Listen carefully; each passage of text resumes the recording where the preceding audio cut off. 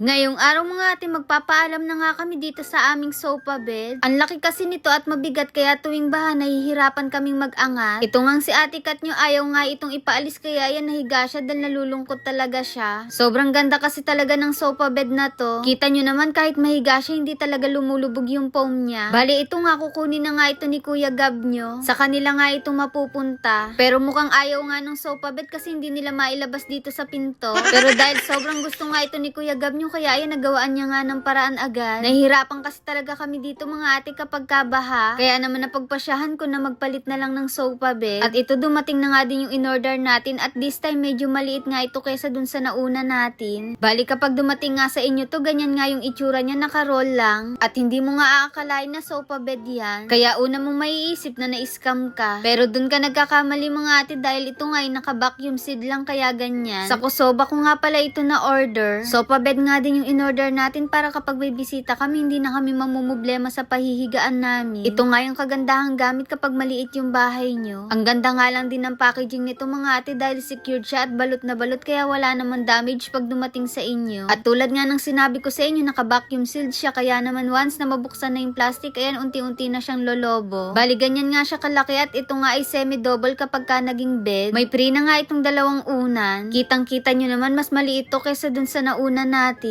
At mas iba na rin yung design niya. Ang sarap ding maupo dito mga ate at ang lambot. At sa isang segundo lang meron ka na kagad higaan kapag binaba mo yung pinaka-armrest niya. May zipper na nga rin pala yung pinakabalot nito mga ate kaya pwede nating laban kapag madumi na. At ganito naman yung itsura ng loob niya. Kitang-kita nyo naman yung foam buong buo. Kaya naman walang pagka-impis. Sobrang ganda din ng pinaka-cover mga ate, para nga siyang kulduroy. At malambot din sa balat. Kita nyo naman si ate Kat nyo kaninang nalulungkot ngayon tuwan-tuwan at napatulon pa dito. Ang lambot nga din daw nito at ang ganda. Perfect na perfect talaga to mga ate kapag maliit din yung bahay nyo. Dahil meron ka ng upuan, meron ka pang higaan. Dalawang size nga pala yung available nito, isang semi-double at double. Itong kinuha natin ay semi-double. Kita nyo naman mga ate, kayang-kaya tayo ni ate Kat nyo, hindi kami lumulubog. Ang sarap nga ditong magchismisan. O kaya manood ng TV habang kumakain. Bali kapag ginawa nga siyang higaan, kasya naman yung dalawang tao. Sobrang ganda nga nito kaya hindi nakakapagsising bilhin. At hindi na rin kami mahirapang iangat kapag baha na.